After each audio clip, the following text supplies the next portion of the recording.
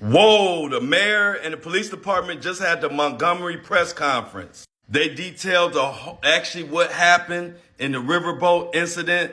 They named warrants for, I believe, 4 white males. They said one of them are already in custody, and they asked chairman to call into the police department so he can come in for an interview. A lot in this press conference was news that we didn't know in the public. One thing that was contrary to popular belief was that wasn't a security guard that initially got jumped on. That was a co-captain. And before that even happened, it was a lot of obscene gestures and obscenities that went on towards his way. But without further ado, check out this press conference. It's so much information that we didn't know. Watch the whole thing and meet me in the comments. On this day, there were 227 passengers aboard that vessel. The incident occurred between a co-captain of the Harrier II vessel and a private boat owner and his family. As the Harrier attempted to dock in its designated space, designated and reserved due to the gangway access as well as the mooring requirements, the private boat was docked in its space, prohibiting safe docking of the Harrier. The captain of the Harrier remained away from the dock for nearly 40 to 45 minutes as he attempted to contact the operators of the private boat via PA system. They were only responded to with obscene gestures, curse words, and taunting. The co-captain was then picked up by a separate vessel and brought to the pier in an attempt to have a conversation with the private boat owners and or have those boats moved so that the Harrier could dock.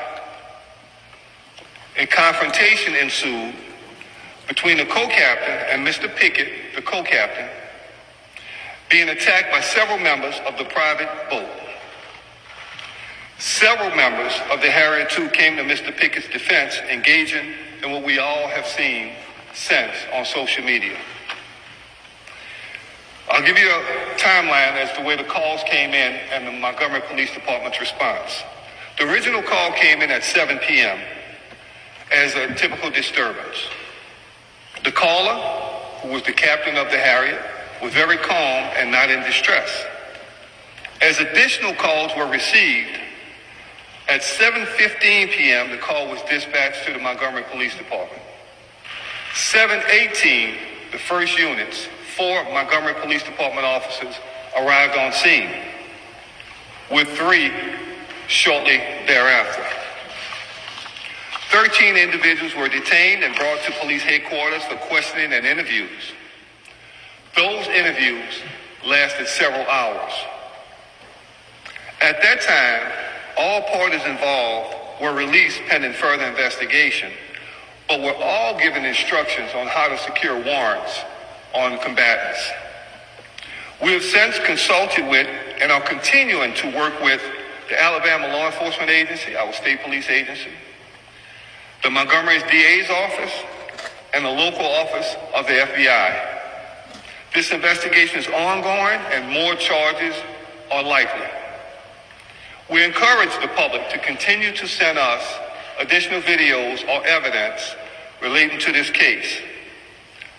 Those can be sent to Star Center at montgomeryal.gov or at our secret witness 334-625-4000. The victims in this case, the co-captain, Mr. Damian Pickett, black male, and a 16-year-old white male juvenile who was struck by the owners and operators of the private boat.